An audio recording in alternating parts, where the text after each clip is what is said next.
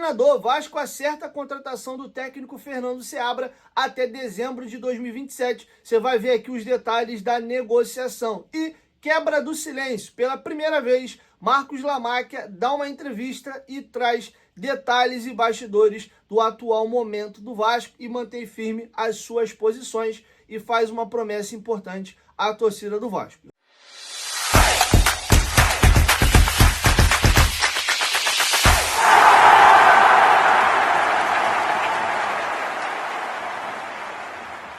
Vamos aí às informações. O Vasco tem treinador. Hoje, no fim da tarde, o Vasco selou uma reunião com o técnico Fernando Seabra do Curitiba e sacramentou o negócio. A proposta salarial do Vasco é para ele ganhar 3 vezes mais do que ele ganhava no Curitiba, não sei quanto ele ganhava no Curitiba, e contrato até dezembro de 2027. O Vasco vai pagar a multa dele junto ao Curitiba, que é de mais ou menos 4 milhões de reais. Ele deixa o Curitiba na 7ª colocação do Campeonato Brasileiro. Na temporada, são 11 vitórias, 9 empates e 8 derrotas. Ou é 8 empates e 9 derrotas, alguma coisa assim. E o aproveitamento dele no Brasileiro é bem bom. Fez um trabalho muito bom na equipe do Cruzeiro, após já ter um trabalho muito bom de base, era interino, foi efetivado, deixou o Cruzeiro ali na 7ª colocação do campeonato. Quando ele sai, o Cruzeiro acaba terminando o campeonato em 9º e não disputou a final da Copa Sul-Americana,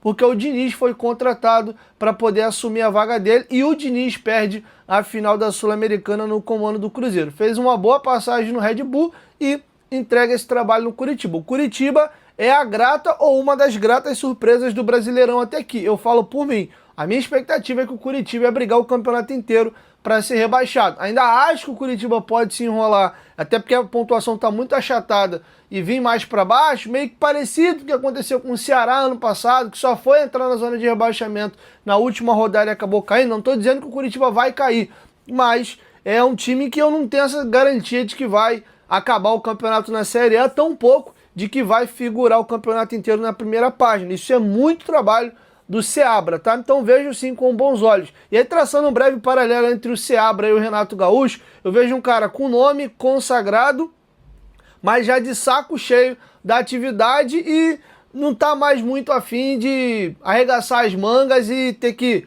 sofrer um pouco, né? Que é um trabalho mais fácil, mais tranquilo. O Seabra não, é um cara jovem, um cara precisando de oportunidade, vai ser o 4º trabalho dele na Série A, é um cara que tem um trabalho de campo muito bom, tem bons trabalhos na carreira até aqui, não tem grife, não tem título, não tem o nome que o Renato Gaúcho tem, mas eu acho que a gente precisa hoje é de gente que queira estar no Vasco, que queira fazer um trabalho e que dê o seu melhor aqui. O Vasco tem ido muito mal quando traz algumas pessoas, algumas figuras, seja jogador, seja treinador, já consagrados, de barriga cheia, e que se sentem quase que fazendo um favor ao Vasco de estar vindo trabalhar aqui, tá? A gente está de saco cheio desse perfil. E a gente tem dado muito certo, recentemente na nossa história, com apostas, com figuras que não era a primeira oportunidade. Já perceberam que normalmente os planos B do Vasco dão mais certo do que os planos A?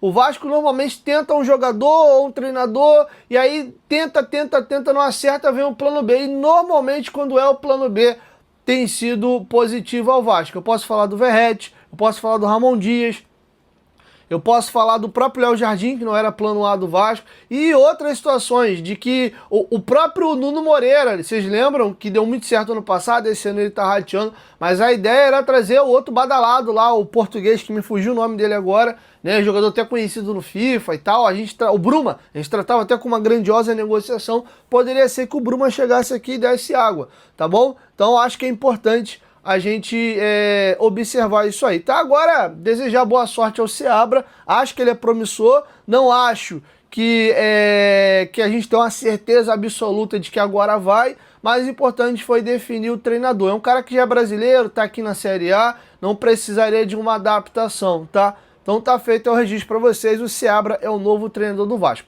E agora, vamos aí à grande notícia, ou, sei lá, botar até em pá de igualdade, né? Porque uma é a venda, a outra é a definição de treinador. A gente tá precisando muito de resolver a nossa vida quanto a técnico. O Marcos Lamáquia quebrou o silêncio e pela primeira vez deu uma entrevista. Dessa vez ele deu para o blog do Diogo Dantas do O Globo. E eu vou reagir aqui com vocês à entrevista a entrevista do Marcos Lamáquia. Vamos aqui à entrevista. A primeira pergunta que foi feita ao Marcos Lamáquia foi a seguinte: o que falta para fechar a compra do Vasco? Falta essa turma que quer derrubar o Pedrinho parar de tumultuar. Eles têm muitos interesses pessoais. Considero a negociação concluída. Uma negociação desse tamanho tem muitas fases, não é simples. Tivemos conversas intensas, idas e vindas do contrato há quase 2 anos, mas estão tentando desqualificar a negociação, inventando histórias e narrativas para colocar em xeque a credibilidade de quem sempre foi correto do lado do Vasco. Querem induzir a torcida e opinião pública que falta transparência. Isso é mentira. Eram mais de 10 pessoas pelo lado do Vasco, inclusive os que atualmente tumultuam. E os únicos de fato que tinham interesses pessoais, que fizeram pedidos, foram afastados do processo e hoje reclamam. Entraram com a ação e pedem transparência. Então Marcos Lamáquia está cravando textualmente aqui de quem entrou com a ação foram eles. Tá? Na justiça, para todos os efeitos, é a 777 Carioca. Só que o Marcos Lamáquia, o seu José Lamáquia também já havia batido nessa tecla de foram eles que movimentaram o judiciário para recolocar a 777 aí no caminho do Vasco. Segunda pergunta feita: como recebeu notícia da renúncia da interventora Samanta Longo após 6 dias de trabalho? Ficou claro que a intervenção não era necessária, que foi uma manobra, e o judiciário e a própria interventora foram induzidos a erro. A administração ia bem, apenas com ajustes usuais e cotidianos. Isso ficou claro no relatório relâmpago da interventora. E justamente essa intervenção abrupta, desnecessária e ainda com ligação clara com o Silvio Almeida, e ele dá nome aos bois aqui, que é o ex-vice-presidente de finanças que foi exonerado pelo Pedrinho, criou um ambiente absolutamente instável e insustentável. A trama para conturbar e interromper o negócio ficou escancarada. Ninguém engana todo mundo o tempo todo. Mas a interventora foi imparcial e o relatório relâmpago comprovou a ausência e irregularidades da gestão. Com a saída dela, o castelo de cartas dessa turma desmoronou de vez. Não faz mais sentido manter essa decisão. Continuar com essa intervenção fantasma só serve para atrasar a vida do Vasco. A interventora viu o tamanho do problema. O risco de descontinuidade que o Conselho Fiscal apontou acabou se tornando realidade depois dessa manobra. Há incerteza no futuro dos credores e as contratações do futebol seguem paradas. A Justiça tem a oportunidade de corrigir esse erro histórico e pacificar o processo de uma vez por todas. Queria aproveitar aqui essa fala para poder trazer 2 informações. Primeiro, aqui um pedido de desculpas. Eu sempre sempre sou correto com vocês aqui, mas a gente é ser humano e acaba errando. Eu me antecipei e trouxe a informação na terça-feira de que o Vasco já havia entrado com agravo de instrumento. Terça-feira, famoso ontem, né? Pelo menos eu tô gravando esse vídeo aqui às 8h16 de quarta-feira. Só que, na verdade, o Vasco ainda não entrou com esse agravo de instrumento. Naquele vídeo eu informei que o Vasco estaria entrando com agravo de instrumento e de que o Marcos Lamáquia iria dar uma entrevista. Eu acertei a parte do Marcos Lamáquia e me precipitei um pouquinho na questão do agravo. E por que o Vasco decidiu pisar no freio e não entrar com agravo? Justamente porque foi na terça-feira que houve o pedido de renúncia da Samanta Longo. O Vasco ia entrar com agravo hoje, quarta-feira. Eu só errei no time de um dia ali. Só que após a renúncia dela e o relatório, o Vasco vai primeiro ver se a Justiça, através da doutora Caroline, a juíza Caroline, que foi quem moveu essa ação em caráter liminar, ela volta atrás da própria decisão dela, vendo esse parecer, como o Marcos Lamáquia está chamando de relâmpago, e vê que não teve nenhuma irregularidade e, ao mesmo tempo, vê a necessidade, a urgência de acelerar o rito. A própria fala da importância, a própria que eu digo, a Samanta Longo, no relatório dela, ela diz que há uma necessidade de urgência de existir um mediador para sentar à mesa Vasco, 777 e o Marcos Lamáquia para acelerar esse processo de venda, que inclusive está dentro do plano de recuperação judicial do Vasco. Então o Vasco está aguardando para ver se com esse movimento, se com a renúncia da Samanta e o relatório dela, a Justiça dá um passo atrás e retira a decisão. Aí não vai fazer necessário entrar com agravo de instrumento, tá bom? Então tô pedindo desculpa para vocês, estou explicando o contexto aqui, o que aconteceu, mas tô trazendo aqui as informações, beleza? Então vamos agora para o nosso próximo item, a terceira pergunta. Como a guerra política e com a 777 pode atrapalhar esse processo? Foi por isso que você resolveu se posicionar? E aí ele falou, né? Porque ele é muito cobrado para poder falar e ele explica. Eu sou mais reservado. Tenho gasto meu tempo com a minha equipe num projeto de reestruturação do Vasco. Minha ideia era fazer um primeiro pronunciamento para apresentar oficialmente a proposta e o projeto. Para aí sim dar transparência aos poderes, conselheiros, sócios e torcida. Mas com o afastamento do Pedrinho, tive que mudar meus planos. A 777 não me preocupa, é uma questão negocial, é uma cortina de fumaça. Na verdade, o que ocorre é que os afastados do grupo do Pedrinho buscam a manutenção do poder via justiça. E o que me preocupa não é a decisão em si. Decisões judiciais se cumprem, se contestam e se reformam. Preocupante é o sinal que isso manda para qualquer investidor que pense em entrar no futebol brasileiro. Se não conhecêssemos o Pedrinho e sua equipe, estaríamos fora. Quando a política interna de um clube consegue induzir o judiciário ao erro para travar uma negociação bilionária que pode salvar o Vasco às vésperas do anúncio, o prejuízo é incalculável e o Vasco não pode pagar esse preço. Eu confio no poder judiciário, mas foi induzido ao erro por aqueles que querem afastar todos da mesa de negociação e que inventam que não existe transparência. Agora, o relatório relâmpago da interventora, que não trouxe qualquer indício de fraude, confirmou a real intenção deles. A gestão da SAF vinha cumprindo normalmente suas funções, inclusive pagando corretamente o plano de recuperação judicial. Não havia motivo para interferência.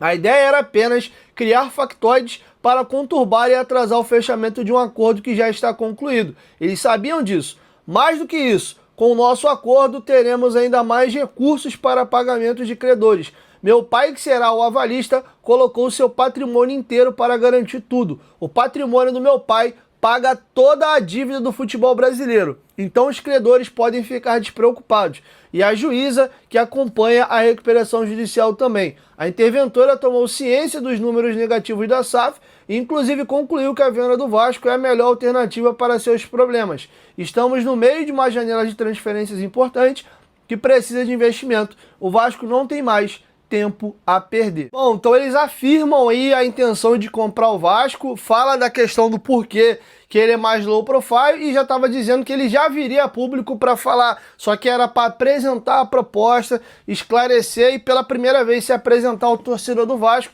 só que os planos foram modificados devido a toda essa situação. E uma falha importante dele é a questão, e tá claro para todo mundo, que o Vasco precisa de uma injeção de capital externo, e ele traz a tranquilidade, aí eu não sei se procede, se é verdade, né, mas que o patrimônio inteiro do pai dele seria capaz de pagar toda a dívida do futebol brasileiro. Não sei se é bem assim. A gente tem clubes brasileiros que a dívida de cada um passa do bilhão, né? O Corinthians ou o Botafogo já tá batendo quase 3 bi, o Galo é quase 2 bi, então vai somando a dívida de todo mundo, o pai dele sozinho tanca com o patrimônio dele, eu acho que paga algumas dívidas, eu não sei se paga todas as dívidas não, mas isso é o de menos, eu acho que foi só uma frase de efeito e que não tem muita importância, tá bom? Agora vamos para a quarta pergunta. O investimento está condicionado à manutenção do Pedrinho no comando da SAF? Sem dúvida, 100%. Iremos concluir a negociação com ele, que nunca deveria ter saído e sequer havia motivo. Mas temos que deixar claro que em nenhum momento colocamos o Pedrinho à frente da instituição. Escolhemos o Vasco pela sua grandeza, história e torcida. Some-se a isso ao fato de que o Pedrinho e sua equipe conduziram as negociações com seriedade e transparência do início ao fim. O Pedrinho foi responsável por criar nosso interesse no Vasco e manter esse interesse nos momentos que mais desiludimos, como o atual. Por isso, causa estranheza uma decisão judicial que aponta falhas de governança justamente contra esse grupo.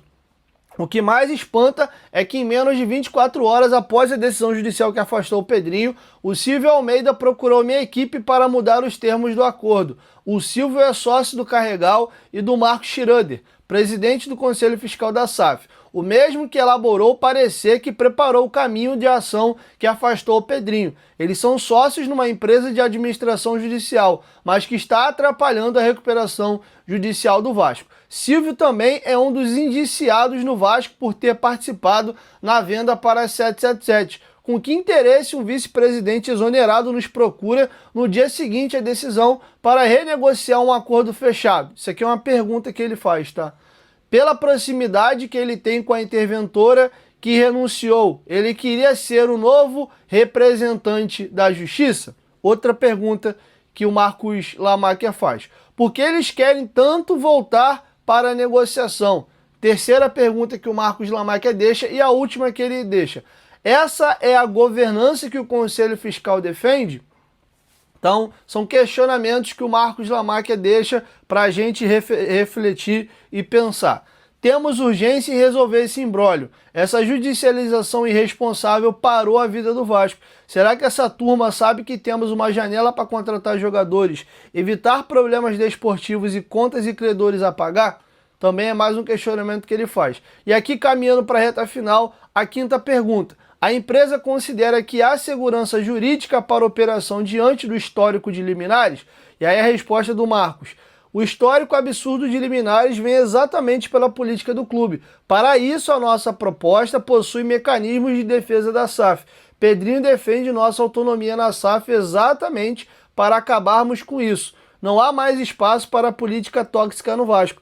Ele nos pediu o direito de fiscalização, respeito aos poderes do clube, a torcida e principalmente a história do Vasco, mas sem tirar nossa autonomia nas decisões administrativas do clube, que é a nossa especialidade. Ele queria resolver e descansar, sabendo que o Vasco estaria em boas mãos, mas nós e o Vasco precisamos dele. Se não fosse ele, essa história não tinha começado. O clube teria sido tomado num golpe e estaríamos longe do Vasco. A torcida deve agradecer muito ao Pedrinho. Já havíamos feito uma prévia diligência na SAF. Houve um avanço em governança, estruturação e processos, mas falta dinheiro, e isso nós temos. A polêmica levantada pelo Carregal sobre a cadeira da associação no Conselho da SAF reforça a nossa proposta ao clube. Respeitamos muito a associação, defendemos a transparência e seu poder de fiscalização. Teremos um membro da associação no Conselho de Administração, mas temos apenas que escolher quem ocupa essa cadeira, dentre os membros do Conselho Deliberativo. A cadeira poderá ser ocupada pelo presidente, benemérito ou conselheiro. Escolheremos. Só não pode ser alguém que tenha um comportamento individualista e destruidor como essa turma. Não vamos admitir um deles no projeto de reestruturação do Vasco. Fala galera, beleza? Mais um vídeo novo pra vocês. Já dá aquela moral, deixa seu like, compartilhe, já comenta aí embaixo e não esquece de se inscrever no canal pra não perder nada, hein? Porque aqui tem vídeo novo todos os dias. Ah galera, se aparecer a função de hypar, clique por favor para nos ajudar. Assim o nosso vídeo é recomendado pelo YouTube. E não esquece também de ativar o sininho de notificação. Valeu galera, forte abraço, fui!